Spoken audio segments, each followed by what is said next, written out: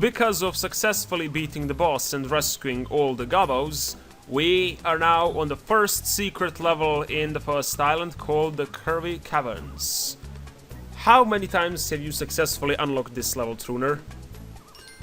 I think I didn't unlock all the extras in the PS1 version when I played it as a kid. I mean, I didn't know how to get everything. Oh yeah, But well, it can be tricky, definitely. yeah, if I'm going to replay these games, I will most definitely get all the extras I can. Well, yeah, of course. I mean, Croc is just... There are some type of games that are just a pain in the ass to complete 100% and you don't even like it.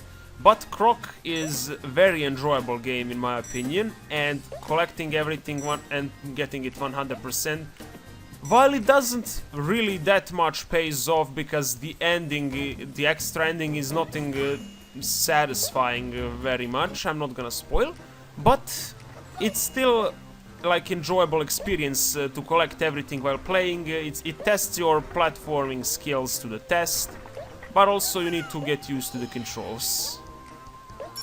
Now I got this key that was up there. By the way, I don't know if you could notice from my footage, I was like when I spin that enemy, when you spin the box doesn't get destroyed. That's something I found very weird. Yeah, I mean, it would have been easier if the box like was destroyed from a spin. Yeah, but they made it that you need to stomp on each box, and only then you'll be able to. Now this level has a bit of a backtracking and going out of the cave, and because we need to activate this switch right here that we couldn't because we didn't have the key back then. And let's see what we have here. We can now pretty much go across this lava without killing ourselves. And it was for the extra heart. I think it's nice to collect as many of them you can. Yeah, these old games can get really hard, so you know every life counts. I just also noticed there are respawning enemies. Those are those were common in the old games. And what are those yellow things I just killed, anyways?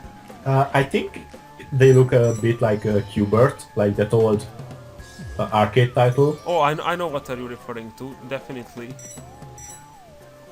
I don't know. It looks like Croc did have some inspirations from the older games, so I wouldn't be surprised. Now we continue forward. Some people that are like really good in this game can do these turnings without stopping one control, but I sometimes need to stop and turn around just to make sure I don't fall somewhere or just go in a wrong direction, like just keep going in a wall. It can be a bit hard to navigate. For example, some professionals could have jumped here in the middle and then on the, but I'm doing it a bit slower way just to make sure I don't lose any gems unnecessarily.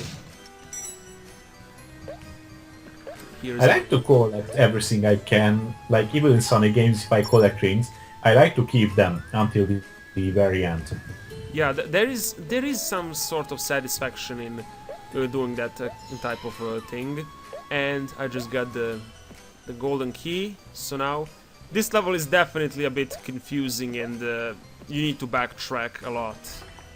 Luckily, you don't rescue Gobbos on this level, so it can be easier actually, because imagine if on this level you had to worry about finding the 6 Gobbos and also this backtracking. This is something I like about the game, because it's balanced. For example, this level has a lot of backtracking, but you don't need to find too many things like Gobbos.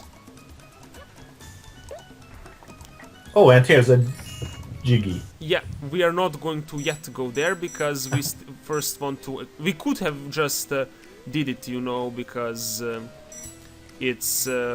if you collect the Jiggy, you would automatically finish the secret level, but I first want to do everything here because I don't know, it's hard to explain, but I like this part for some reason. I like how the platformers are going and how in circle I was collecting the gems.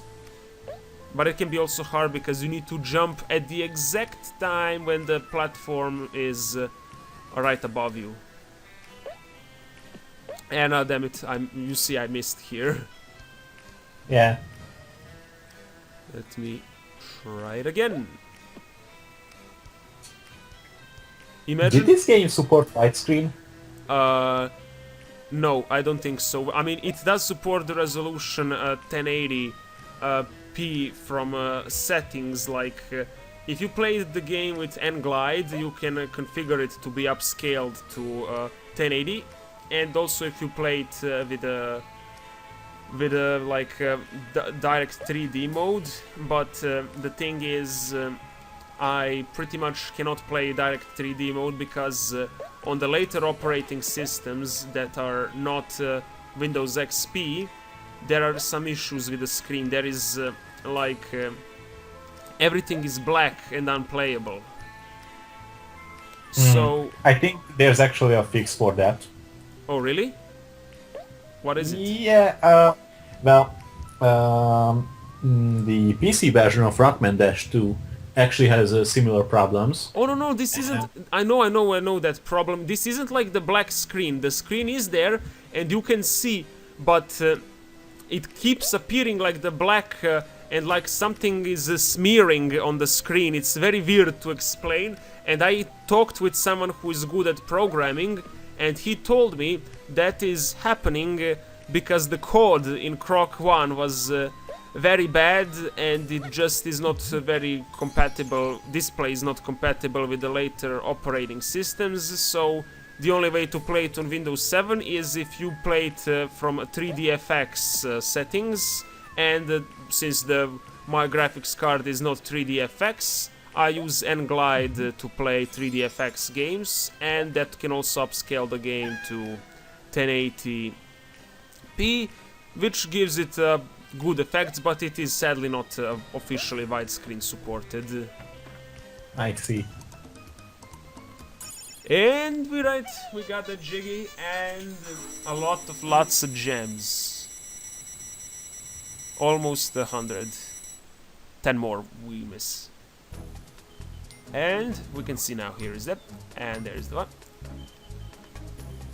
And we can now move to the tumbling Dantini. That's of course gonna be in the next spot. Oh, we're already 10% done with this game. Well, see you all guys later. Ciao, Matane. Bye.